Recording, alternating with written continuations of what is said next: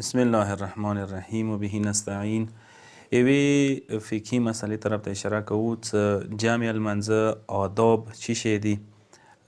جامع المنځه آدابونه یو شی دا دی چې صفونه پکار دی منظم وي، یعنی مثلا څوک چې جامع المنځه کې ودرېږي پکار دی مټونه یې مټو سره تقریبا میلاوي، خپې لاندې یو بل سره تقریبا یوه برابرې وي.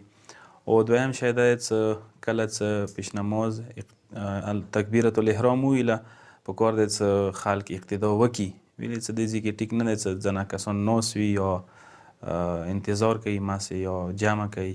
دریم شی دا دی چې معموم کوم کس مقتدي دی هغه پکار دی پیش نماز نه مخکې رکوع ته سجدې ته پکار دی نه ځي، همزمانه پکار دی ورسره نه ځي، پکار دی لږ غوندې کې ورسته، یعنی اول پیش نماز لوړ شي څټ اوسېدا پکار دی لوړ شي.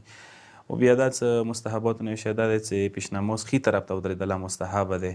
و اول صف کې هغسې کسان چې هغه اهل علم و تقوا دي هغسې کسان پکار دی اول صف کې ودرېږي.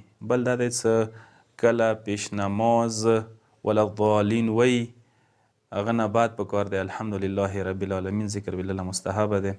دین علاوه مستحب دا دی چې پیش نماز سمع الله لمن حمده وی ته دا ذکر ویلی شي ورسره ربنا لک الحمد، دا هم مستحباتونه دی.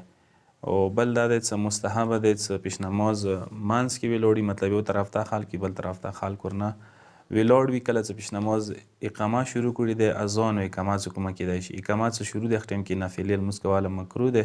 او بله دا دی چې مکروه دی چې مقتدي کوم کسان چې پیش نماز پسې سټ کې ویلاړ دي هغه ذکر دی داسې اوچت اواز کې یي چې پیش نماز یې واوري.